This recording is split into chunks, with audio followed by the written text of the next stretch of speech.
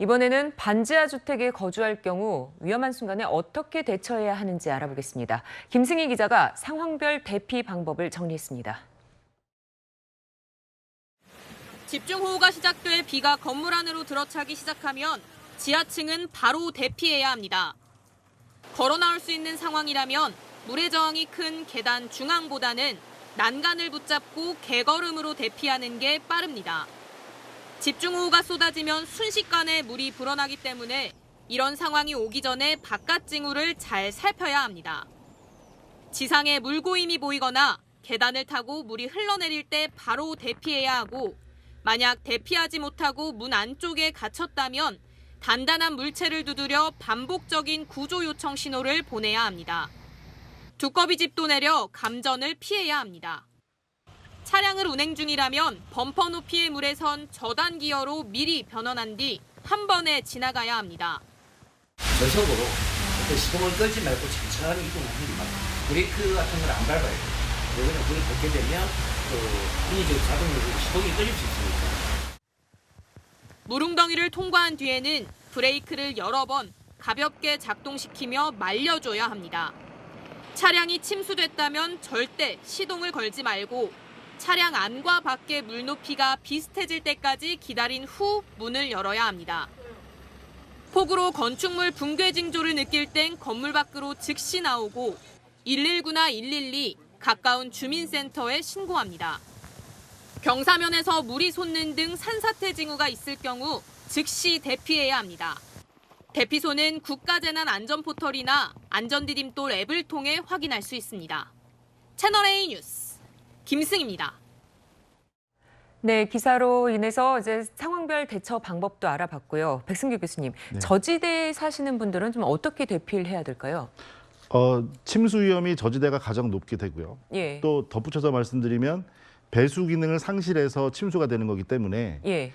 경사로 보이지 않는 정도의 경사로 돼 있는 이 도심지 같은 경우는 낮은 경사로 돼 있는데 배수가 역류를 해서 중간도 침수가 될 수 있는 겁니다. 그러니까 네. 아까 그 기사에서 좋은 내용을 짚었는데요. 물이 들어와서 집이 저지대가 잠기기 시작하면 늦은 상황이죠. 사실은 그때도 물론 대피가 중요하지만 사전에 주변 지역의 배수구를 살펴서 도로에 물이 고이기 시작했다면 그 수위가 올라와서 언제 더 빠르게 역류로 들어올지 모르거든요. 그런 부분이 있고요.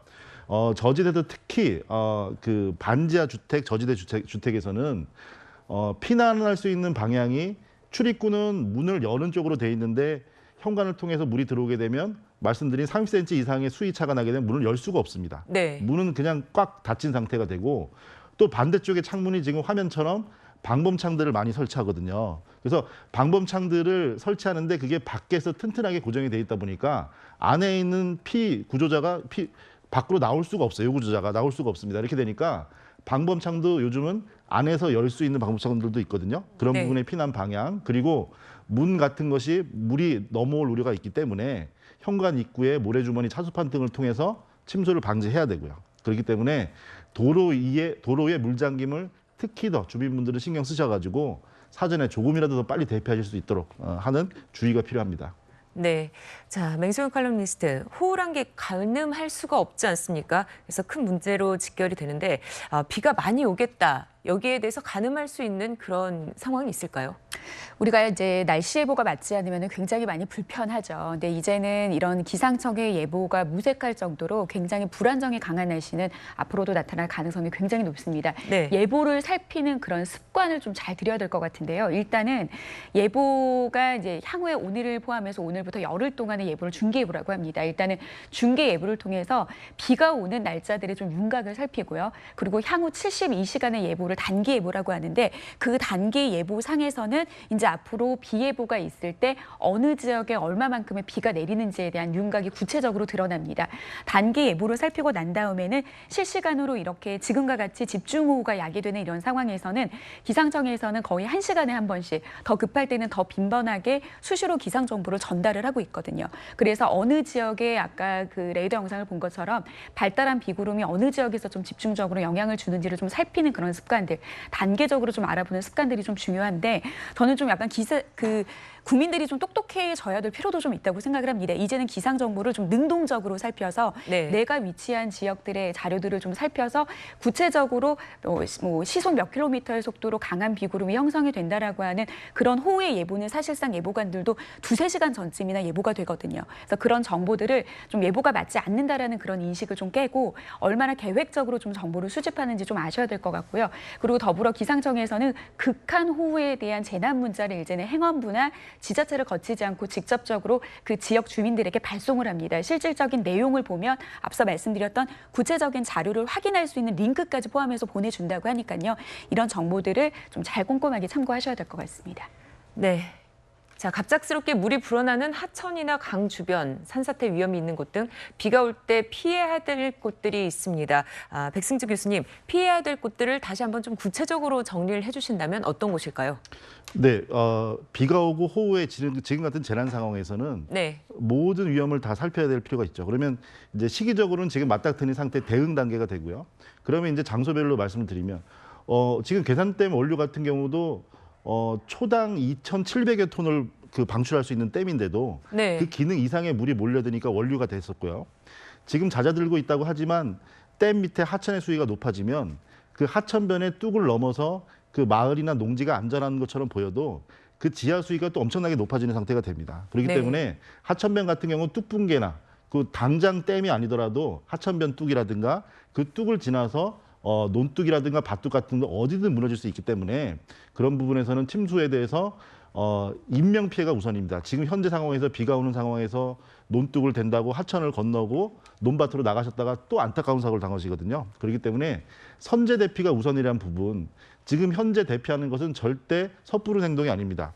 안전한 곳으로 대피하는 곳, 그리고 임시 주거 시설도 지자체별로 제공을 합니다. 그러면 현재는 가까운 지인, 친척분들 연락을 하시고 안전한 곳으로 선제 대피하시는 게 가장 중요합니다. 네. 충북 옥천에선 초등학생이 고무보트를 타다 떠내려갔다가 빠져나오는 일도 있었습니다. 교수님, 그러면 비 올 때 보트 타는 거 위험하겠죠? 네, 이거 참 맹랑한 일입니다. 네. 초등학교 5학년, 6학년 이런 것 같은데요. 네. 모험을 떠난 거죠. 그런데 이제 그게 그 아이들한테도 그 사전에 많은 교육이 필요한 것 같습니다. 우리가 이제 래프팅 같은 거를 위험하게 막 한다고 해도 미리 코스와 수위와 그다음에 안전 교육, 그다음에 구명조끼까지 모든 걸 갖추고 하잖아요. 네. 이 친구들이 지금 그 하천에 물이 불어나서 수위가 높아진 상태에서 보트를 타고 지금 화면에 보시면 저 친구들, 저 꼬마들이 예. 또 이렇게 우산 꼬리를 가지고 하천변으로 이렇게 나왔다고 하잖아요. 시민들의 도움을 받고. 그래서 저 학생들을 혼낼 일은 아니지만 사전에 그런 안전 교육, 모든 것을 준비된 상태에서 어른들과 함께 어떤 놀이를 해도 놀이를 하는 거지, 이런 위험한 재난 상황에서 놀이로 인식했다는 부분은 조금 좀 맥락하면서도 좀 놀랐습니다. 네. 네, 사실 안전교육이 상당히 필요한 그런 상황입니다. 그리고 여름에는 폭염 뒤에 태풍이 이어지면서 비가 내릴 수 있는 여건이 안 그래도 많습니다. 자, 맹수영 칼럼니스트, 그럼 이번 장마가 지나간다면 올해 여름은 호우에서 조금 더 괜찮아질까요? 아니면 지속될까요? 과거 1970년 이전에는 뚜렷하게 장마철 기간 동안에 우리나라 한철을 대표하는, 1년을 대표하는 여름철 강수가 장마였는데 네. 1970년 이후부터는 슬슬 장마가 끝난 이후에도 8월 달에 강수량이 증가하는 패턴이 보이고 있고요.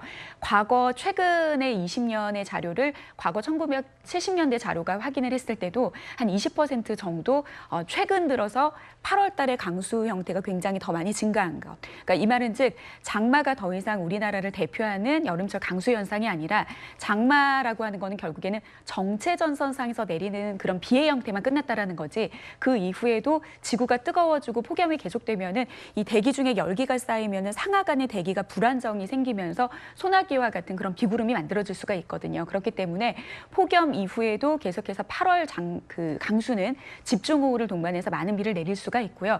그리고 7월과 8월은 열대 해상에서 이제 우리나라에 영향을 줄 수 있는 태풍이 가장 많이 생성되는 시기입니다. 그래서 여기서 생성된 태풍들이 급기야는 10월까지도 영향을 줄 수 있기 때문에 앞으로도 계속해서 거의 초가을까지도 더위와 그 폭우에 대해서는 자유롭지 못할 겁니다. 네. 또 장마 양상이 달라지면서 재난 대응도 그에 맞게 달라져야 한다 이런 지적도 나오고 있습니다. 백승주 교수님, 그렇다면 어떤 부분들이 좀 개선되고 보완돼야 될까요? 네, 다 어렸을 때부터 누구나 다 알고 계시는 소 잃고 외양간 고친다고 하잖아요. 네. 도둑이 들어가서 소를 훔친다는 얘기일 것 같은데 재난 사고는 외양간이 무너지는 겁니다. 외양간도 없어지고 소도 없어지게 된다면 당연히 그 사전에 그걸 예측하고 외양간을 튼튼히 짓는 게 당연하겠죠. 지금 호우 상태만 말씀드려도 방제 선진국이라고 하는 가까운 일본만 해도 벌써 40년 전부터 조 단위의 예산을 투입해서 도심지 빗물 저류조 대신도 빗물 터널을 만들었습니다. 네. 그럼으로써 현재까지 그 수배 이상의 재화를 아꼈다는 거죠. 투자가 되는 거죠. 그렇기 때문에 말씀드리고 싶은 거는 발생한 사고를 막는다는 개념보다 이제 대형 재난을 꼭 우리나라 안에서 국한할 게 아니고 대형 재난을 미리 예상해서 준비해서 막아낸다면 그게 소비가 아니고 손실이 아니고 투자가 된다는 점 좀 말씀드리고 싶습니다. 네. 자, 조현선 기자. 네. 장마 대신 우기라는 말을 써야 된다 이런 얘기까지 나오는데요. 앞으로 우리 지금 기상 상황 어떻게 될까요? 네, 일단 중기 예보에 따르면 장맛비는 다음 주 수요일까지 길게 아직도 남아 있습니다. 네. 장마 전선이 점차 북쪽으로 이제 이동을 하면서 서울 등 중부로도 다시 적지 않은 비가 예보돼 있는데요. 앞서 말씀드렸다시피 내일까지는 충청, 호남, 경북 북부에 250mm가 넘는 폭우가 더 쏟아지고요. 모레는 서울 등 중부, 전북, 경북에도 120mm가 넘는 많은 비가 예보돼 있는데 이미 많은 피해가 일어난 충청, 호남, 경북 북부 지역이 아직 포함됐다는 점도 참고하셔야겠습니다. 네, 호우 소식은 여기서 정리하겠습니다. 채널A는 오늘 계속해서 또 날씨 소식 전해드릴 테니까요. 많은 시청 부탁드립니다. 세 분과는 여기서 인사 나누겠습니다. 고맙습니다.